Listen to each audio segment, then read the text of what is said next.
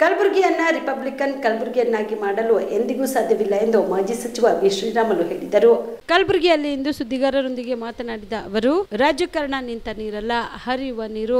ಸಂವಿಧಾನಿಕ ಹುದ್ದೆಯಲ್ಲಿರುವ ವಿಪಕ್ಷ ನಾಯಕನಿಗೆ ಅಗೌರವ ತೋರಿದ್ದು ಖಂಡನೀಯವಾಗಿದೆ ಎಂದರು. ಸಂವಿಧಾನದ ಪುಸ್ತಕವನ್ನ ಕೇವಲ ಕೈಯಲ್ಲಿ ಹಿಡಿದುಕೊಂಡು ಓಡಾಡುವುದನ್ನು ಬಿಟ್ಟು ಅದರ ಪಾಲನೆ ಕೂಡ ಆಗಲಿ ಎಂದು ತಿಳಿಸಿದರು. ಅಧಿಕಾರ ದರ್ಪದಲ್ಲಿ ಮೆರೆಯುತ್ತಿರುವ ಸಚಿವ ಪ್ರಿಯಾಂಕ್ ಖರ್ಗೆ ಅವರೇ, ನಿಮ್ಮ ಅಧಿಕಾರ ದರ್ಪ ದೌರ್ಜನ್ಯ ಮಿತಿ ಮೀರಿದೆ. ನಿಮ್ಮ ಕ್ರೆಡಿಬಿಲಿಟಿಗೆ ತಕ್ಕಂತೆ ಮಾತನಾಡಿ ಸಂವಿಧಾನ ಪ್ರಜಾಪ್ರಭುತ್ವ ಎಂಬ ನಾಟಕೀಯ ಮಾತುಗಳನ್ನು ಬಿಟ್ಟು ಬಿಡಿ ಎಂದರು.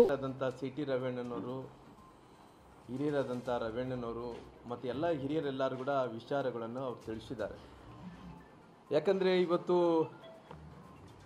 ಸಾಕಷ್ಟು ಅವರು ಕೂಡ ಅವ್ರ ತಂದೆಯವರು ಕೂಡ ಭಾಳಷ್ಟು ದೊಡ್ಡ ಹುದ್ದೆಯಲ್ಲಿ ಕೆಲಸ ಮಾಡಿದಂಥವ್ರು. ಬಹುಶಃ ಈ ರಾಜಕಾರಣ ಅನ್ನೋಂಥದ್ದು ಯಾವುದೋ ನಿಂತ ನೀರಲ್ಲ, ಹರಿಯಂಥ ನೀರು.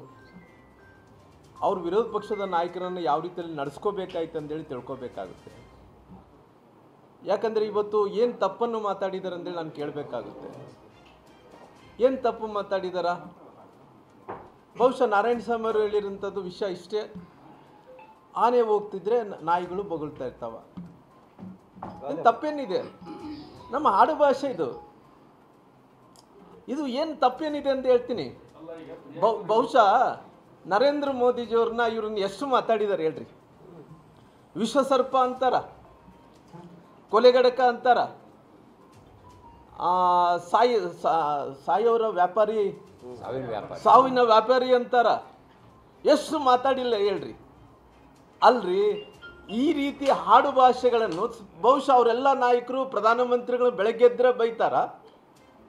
ಬೈದಿದ ತಕ್ಷಣ ಏನು ಹೇಳ್ತಾರೆ? ಅವ್ರು ಹೇಳೋದೇನಪ್ಪ ಅಂದರೆ ನಮ್ಮ ಹಳ್ಳಿ ಭಾಷೆ, ಆಡು ಭಾಷೆಪ್ಪ ಮಾತಾಡ್ತೀವಿ ಅಂತಾರೆ. ಅದು ಯಾವುದು ಈ ಸೀರಿಯಸ್ನೆಸ್ ಅಲ್ಲ. ನಂದು ಪ್ರಶ್ನೆ ಏನಂದರೆ, ಇವತ್ತು ಈ ಭಾಷೆಗಳು ನಮ್ಮ ಕರ್ನಾಟಕ ರಾಜ್ಯದಲ್ಲಿ 10 ಕಿಲೋಮೀಟ್ರಿಗೆ ಒಂದೊಂದು ಭಾಷೆ ಇರ್ತಾವ್ರಿ. ಯಾವುದು ಇಷ್ಟು ಸೀರಿಯಸ್ನೆಸ್ ತಗೋಬಾರ್ದು. ಯಾಕಂದರೆ ನಾನೇನು ಹೇಳ್ತೀನಿ, ಇವತ್ತು ವಿರೋಧ ಪಕ್ಷದ ನಾಯಕರು ಸಂವಿಧಾನ ಹುದ್ದೆದಲ್ಲಿದ್ದಂಥವ್ರು.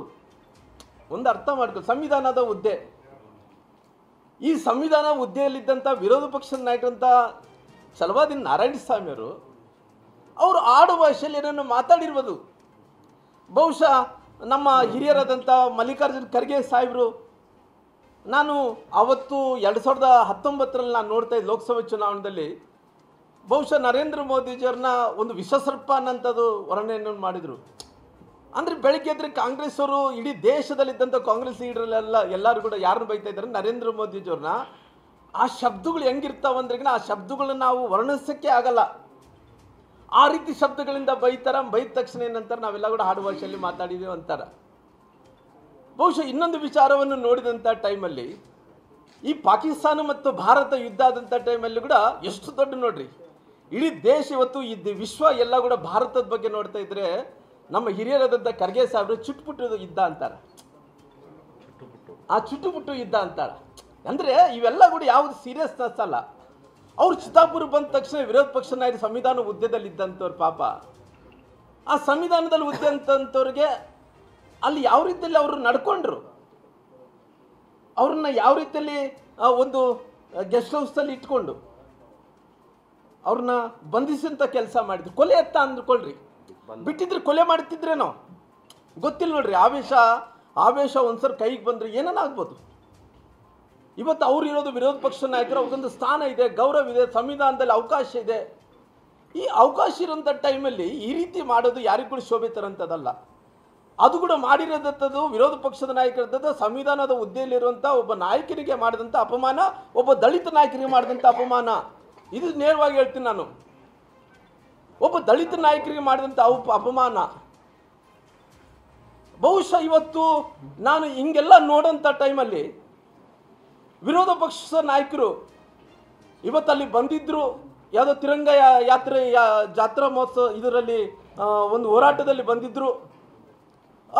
Star care multi speciality trauma emergency 24x7 ತುರ್ತು ಚಿಕಿತ್ಸಾ ಸೌಲಭ್ಯವುಳ್ಳ ಆಸ್ಪತ್ರೆ. ಕಲಬುರಗಿ ಜಿಲ್ಲೆಯ ಖ್ಯಾತ ಅನುಭವಿ ವೈದ್ಯ ಡಾಕ್ಟರ್ ಪ್ರಶಾಂತ್ ಮಾಲಿ ಅವರ ನೇತೃತ್ವದಲ್ಲಿ ಅನುಭವಿ ವೈದ್ಯರ ತಂಡದೊಂದಿಗೆ orthopaedic, neuro surgery, general surgery, general medicine, urology, gastro surgery, paediatric, obstetric, gynaecology, cardiology, neurology ಸೇರಿದಂತೆ OPD, IPD, ICU, NICU, ultrasound, 2D echo, laboratory, major OT ಸೌಲಭ್ಯಗಳೊಂದಿಗೆ ಎಲ್ಲ ರೋಗಕ್ಕೂ ಒಂದೇ ಸೂರಿನಡಿ ರಿಯಾಯಿತಿ ದರದಲ್ಲಿ ಸ್ಟಾರ್ ಕೇರ್ ಆಸ್ಪತ್ರೆಯಲ್ಲಿ ದಿನದ 24 ಗಂಟೆ ಎಮರ್ಜೆನ್ಸಿ ಚಿಕಿತ್ಸೆ ನೀಡಲಾಗುವುದು.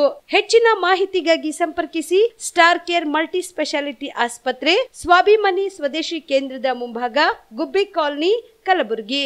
ಮೊಬೈಲ್ ನಂಬರ್ 9066906614 ಅಥವಾ 8472360239.